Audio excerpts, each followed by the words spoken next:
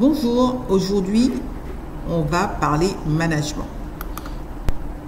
On va parler particulièrement du chapitre 10, les choix stratégiques de l'entreprise, qui c'est le premier chapitre du thème 3, les choix stratégiques des organisations.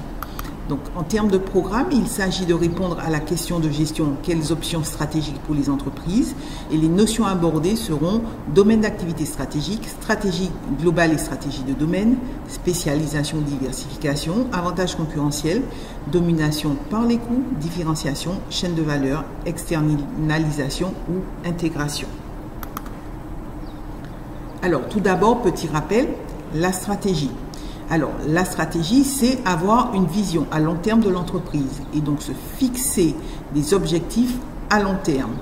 Il s'agit donc de se donner les moyens d'atteindre ces objectifs et de mobiliser les ressources nécessaires pour atteindre cet objectif.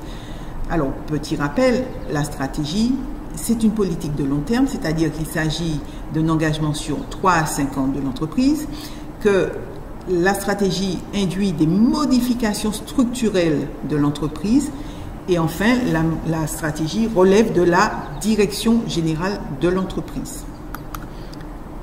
Alors, les différents niveaux de stratégie.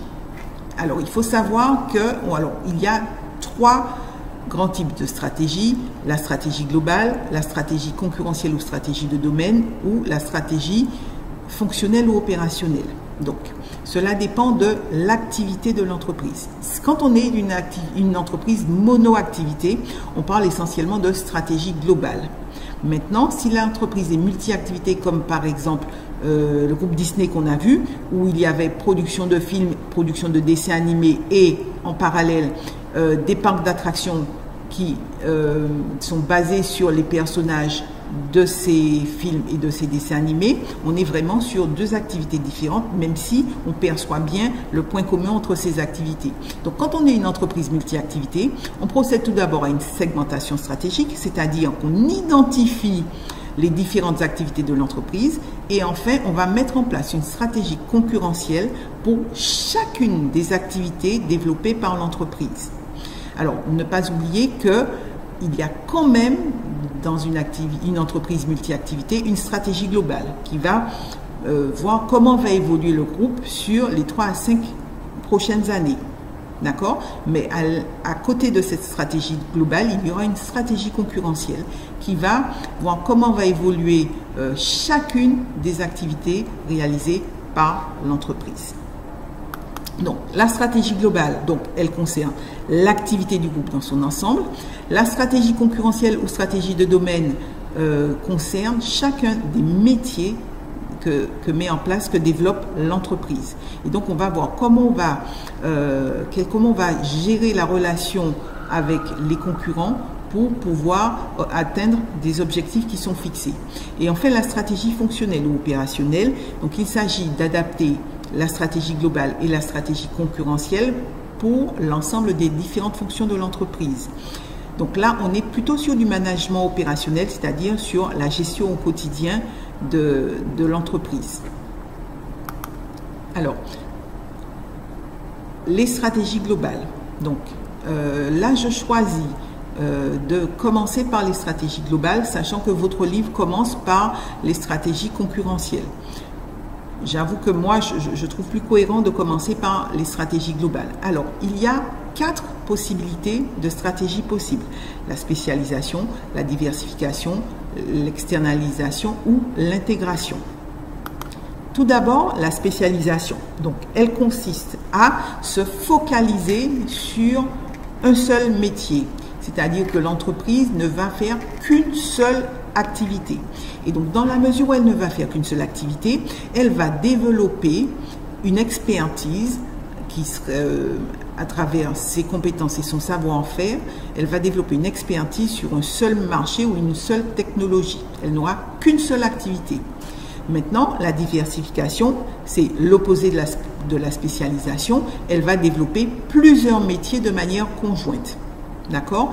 Et l'entreprise aura donc plusieurs métiers ou activités. Maintenant, l'externalisation. Donc, il s'agit de faire appel à un prestataire extérieur pour une activité que l'on ne juge pas stratégique, c'est-à-dire qu'une activité pour laquelle l'entreprise ne sera pas performante sera réalisée par un prestataire extérieur. Et donc, par opposition, l'intégration, c'est l'inverse de l'externalisation, c'est-à-dire que l'entreprise va tâcher de maîtriser une plus grande partie de son processus d'activité. Donc, soit elle va intégrer en amont, c'est-à-dire qu'elle va intégrer l'aspect approvisionnement, c'est-à-dire tout ce qui est matière première, etc. Donc, elle va aller vraiment en amont de sa production, en amont de son activité. Ou alors, elle va aller plus en aval, c'est-à-dire qu'elle va, par exemple, distribuer elle-même ses produits. Donc, c'est-à-dire qu'elle va couvrir l'ensemble du processus, l'ensemble de son activité. Alors, pour la spécialisation, dans votre livre, il y a l'exemple de Kering, c'est le document 4. En ce qui concerne la diversification, c'est le document 5 avec Uber. L'externalisation, le document 2. Et l'intégration, c'est l'exemple d'LVMH avec le document 4. Attention, le document 2 du livre parle de délocalisation. Il faut savoir que la délocalisation est une forme d'externalisation, c'est-à-dire qu'on va faire réaliser une partie, toute ou partie de son activité dans un pays étranger. Donc on va souvent, par exemple, déplacer l'unité de production qui est dans le pays d'origine, on va la déplacer vers un pays de destination, l'objectif étant d'avoir une activité plus performante. Et cette activité plus performante passe souvent, par exemple, par la diminution des coûts de production. Donc on va faire appel, on va s'implanter par exemple dans un pays où le coût du travail sera inférieur. Et donc, dans votre livre, l'exemple, c'est Castorama ou Whirlpool. Maintenant, l'avantage concurrentiel. Un avantage concurrentiel, c'est l'activité qui génère le plus de marge ou le plus de valeur aux yeux des parties prenantes. En fait, l'entreprise doit identifier les activités qui sont source d'avantages concurrentiels, c'est-à-dire les éléments qui vont lui permettre d'avoir une supériorité par rapport à ses concurrents. Alors, on va prendre l'exemple d'Apple, c'est le document 4, page 117. Apple, son avantage concurrentiel est basé par l'effet pionnier parce que c'est Apple qui était à l'origine du premier smartphone, mais aussi ils ont une bonne image de marque qui est au positionnement haut de gamme et donc le client accepte de payer le prix parce qu'il perçoit une image de qualité, une image haut de gamme du produit. Alors pour identifier cet avantage concurrentiel, on utilise un outil de management qui s'appelle la chaîne de valeur de porteur. Cette chaîne de valeur répartit les activités de l'entreprise en activités principales et activités de soutien. Les activités principales sont toute la partie bleue du schéma, donc c'est la logistique interne, la production, la logistique externe, pardon, la commercialisation, la vente et les services. Ce sera par exemple le service après-vente. Donc ce sont les activités qui sont liées à la création matérielle des produits. Et à côté de ça, vous avez les activités de soutien, c'est-à-dire l'infrastructure de l'entreprise, la gestion des ressources humaines, le développement technologique et les approvisionnements. Et donc, en fait, il faut l'utilisation de cet outil de management, c'est identifier lesquelles de ces activités sont créatrices de marge. Et celles qui ne sont pas créatrices de marge, on va pouvoir, par exemple, procéder à une externalisation si, dans l'analyse de la chaîne de valeur, on constate qu'il n'y a pas création de valeur pour une activité, on va probablement prendre la décision d'externaliser cette activité.